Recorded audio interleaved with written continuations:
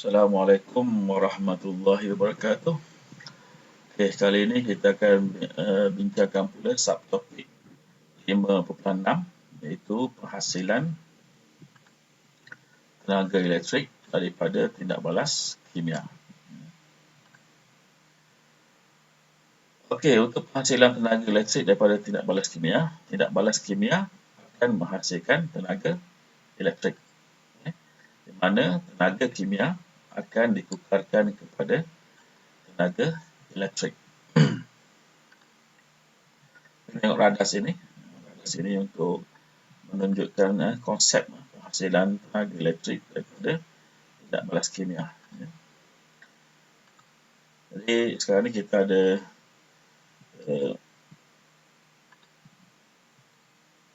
satu sel ringkas yang mengandungi dua elektrod berbeza yang direndamkan dalam satu elektrolit.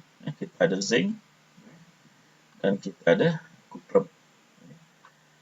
Dan dua elektrod ini direndam dalam elektrolit larutan kuprum sulfat dan disambung dengan litar. Dan di sini kita ada voltmeter yang boleh menunjukkan pengaliran arus elektrik jika jarum pada voltmeter ini terpesong. Ada switch untuk menutup atau membuka untuk melengkapkan litar ataupun tidak, dan disambung kepada elektrod kuprum. Jadi itu yang ada pada gambar rajah ini. Dan disebut di sini tiada aliran elektron jika kedua-dua elektrod adalah sama. Jadi untuk menghasilkan tenaga elektrik, kita mesti menggunakan dua jenis elektrod yang berbeza yang berada pada kedudukan yang tidak sama dalam ciri kereaktifan logam. Dan secara konsepnya, jika logam tersebut semakin jauh di antara satu sama lain dalam ciri kereaktifan, maka dia akan dapat menghasilkan arus elektrik yang lebih besar.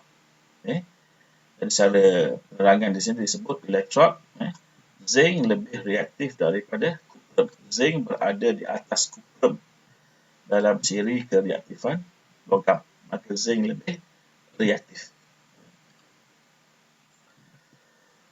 Okey, jadi zinc akan menjadi katod bercas negatif, di mana logam yang lebih reaktif sebagai elektrod negatif kerana ia lebih mudah untuk membebaskan elektron dan membentuk ion.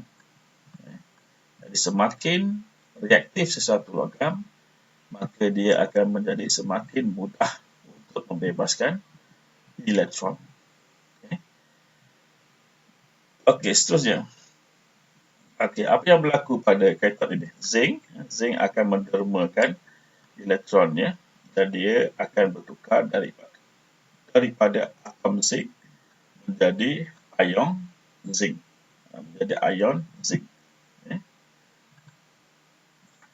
Manakala pada anode pula yang bercas positif, syarat dia, logam kurang reaktif adalah elektrod positif. Elektron yang dibebaskan oleh elektrod zinc akan mengalir ke plat kuprum melalui wayar penyambung dan menghasilkan arus elektrik. Jadi apa yang berlaku sebenarnya bila zinc ini hendak bertukar menjadi ion, daripada atom kepada ion, maka dia akan dermakan elektronnya.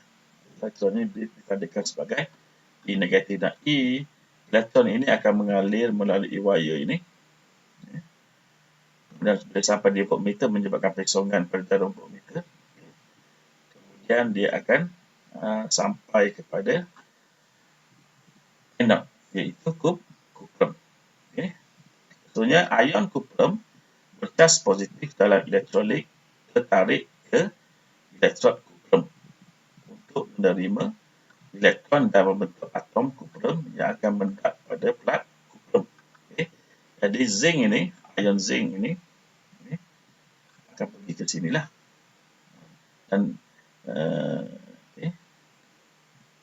Dan tertarik sebab dia bercas positif. Tetapi kena ingat, dalam larutan kuprum sulfat ni pun ada ion kuprum, maka ion kuprum ini juga akan pergi kepada elektrod kuprum yang berkas positif tersebut. Okey, plat kuprum akan menjadi semakin tebal. Jadi bila dia menerima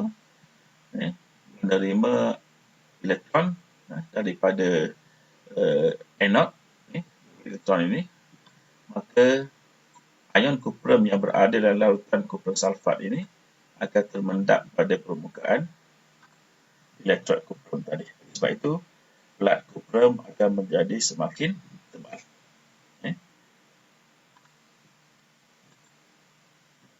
Elektrolit larutan biru kuprum sulfat kekurangan apabila ion kuprum terbebas pada elektrod dan kepekatan ion kuprum akan semakin berkurangan.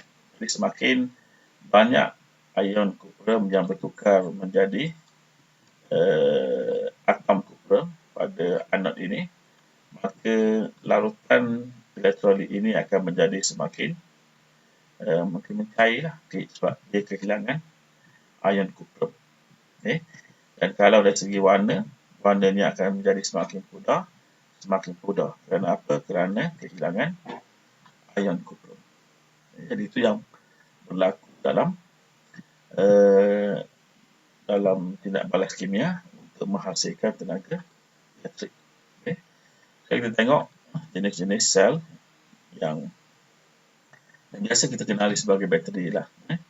Jadi yang pertama kita ada sel primer.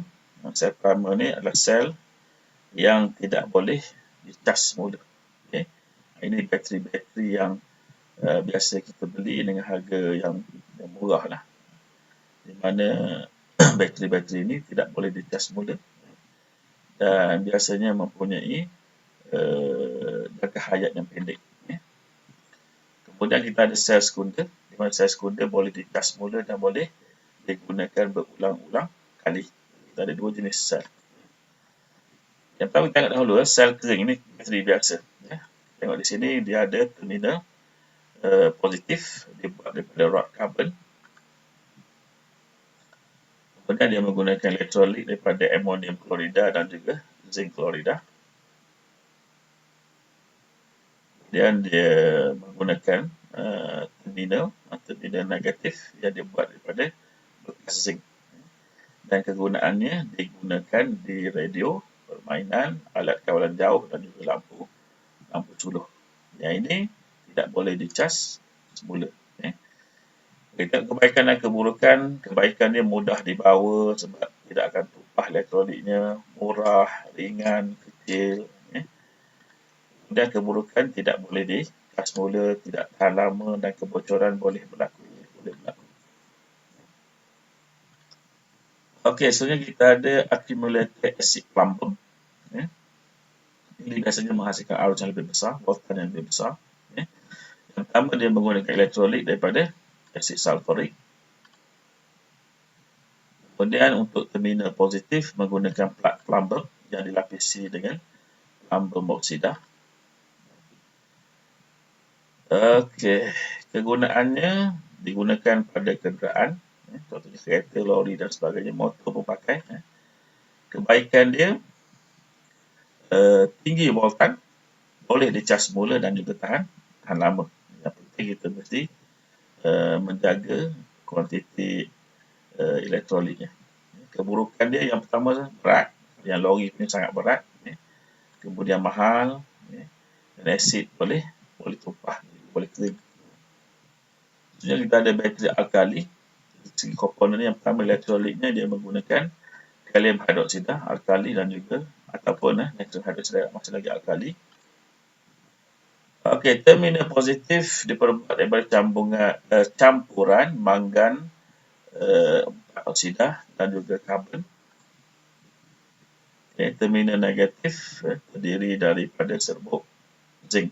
Kegunaan dia digunakan dalam kamera, bermain kaset, CD player, permainan elektrik. Segi kebaikan dan keburukan, kebaikannya voltannya adalah tahan lama berbanding sel kering tadi, menghasilkan arus elektrik yang lebih besar. Ini bergantung kepada keperluan alat yang kita gunakan. Dan keburukannya masih lagi tidak boleh dicas semula dan lebih mahal berbanding dengan bateri kering, sel kering. Okey, seterusnya kita ada bateri argentum oxida merkuri. Terminal negatif dia ada zinc, manakala terminal positif terdiri daripada argentum oxida ataupun merkuri oxida. Elektrolit digunakan kalium hidroksida. Kegunaan dia jam tangan, kamera, alat bina.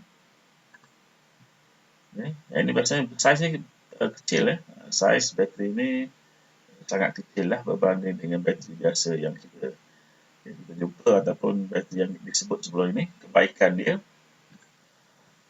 tahan lama. Bateri yang argentum oxida yang digunakan pada jam boleh tahan sampai bertahun-tahun. Keburukannya tidak boleh dicas semula. Dah habis dia punya power dia, kuasa dia, maka kita perlu tukarkan dengan bateri yang baru. Sebenarnya ini bateri yang sekarang ni banyak digunakan dalam dunia di era penggunaan komputer, laptop,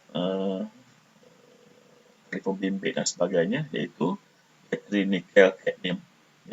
Elektrolit dia menggunakan kalium hidroksida.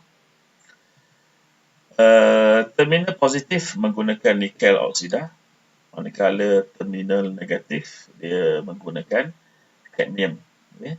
Kegunaan dia dalam telefon moden alih, kamera digital, laptop dan sebagainya. Kebaikan dan keburukannya, kebaikan dia boleh dicas semula, kita boleh recharge dia, tahan lama, bergantung pada mana kita cas dan sebagainya. Keburukannya kerana dia mahal berbanding dengan bateri-bateri lain yang kita sebutkan tadi.